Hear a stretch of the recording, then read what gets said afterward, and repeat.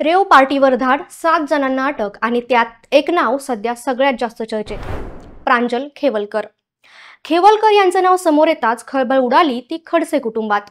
प्रांजल खेवलकर हे एकनाथ खडसेंचे 2 नंबरचे जावई आणि राष्ट्रवादी शरद पवार गटाच्या नेत्या रोहिणी खडसे यांचे पती आहेत। या घटनेनंतर गिरीश महाजन यांनी खडसेंवर निशाणा साधला, तर खडसेंनीही प्रत्युत्तरात स्फोटक आरोप केलेत।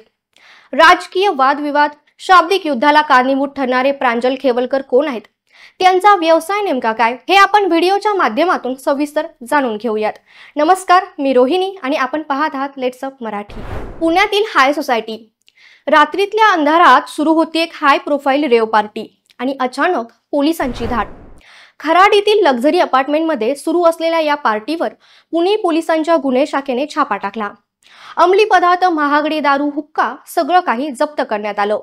या धाडीत 2 महिला आणि 5 पुरुषांना ताब्यात घेण्यात आले, तर 3 महिला फरार असल्याची माहिती मिळते। परंतु यातीलच एक पुरुष जे रोहिणी खडसे यांचे पती, त्यामुळे एक मोठं वादळ आलंय। परंतु हे वादळ आणणारे प्रांजल खेवलकर कोण आहेत, ते नेमका काय व्यवसाय करतात, असे प्रश्न उपस्थित होत आहेत। ज्येष्ठ नेते एकनाथ खडसे यांना 2 मुली। मोठी मुलगी शारदाचा विवाह झालाय गिरीश चौधरी यांच्यासोबत। ते परदेशात व्यवसायासाठी स्थलांतरित झाले होते, परंतु 2014ला देशात आले। त्याच वेळी पुण्यातील भोसरी जमीन घोटाळ्यात गिरीश चौधरी यांचं नाव येतंय। ईडीकडून चौधरी यांना या प्रकरणात 2021ला अटक झाली होती। या जमीन घोटाळ्यामुळेच एकनाथ खडसे यांना मंत्रिपदावरून पायउतार व्हावं लागलं। तर रोहिणी खडसे यांचा प्रांजल खेवलकर यांच्याशी दुसरा विवाह झालाय।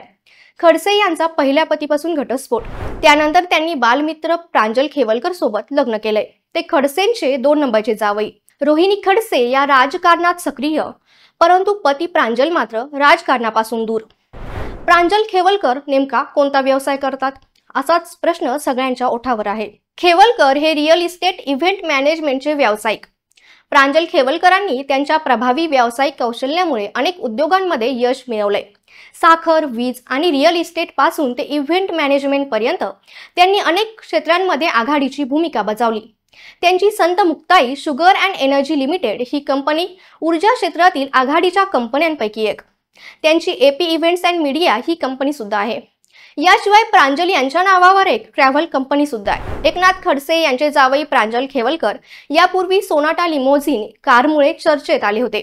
या कारची नोंदणी चुकीच्या पद्धतीने झाल्याचा आरोप सामाजिक कार्यकर्त्या अंजली दमानिया यांनी केला होता।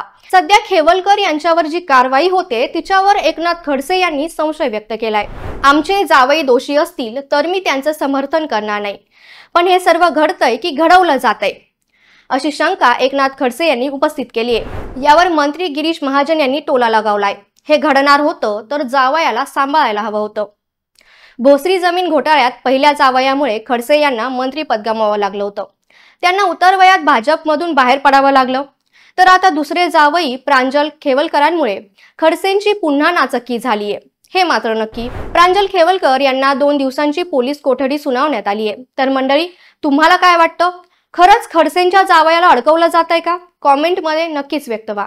सोशल मीडियाच्या भाऊ गर्दीत विश्वासार्हतेने चकाकणारे नाव म्हणजे लेट्स अप मराठी।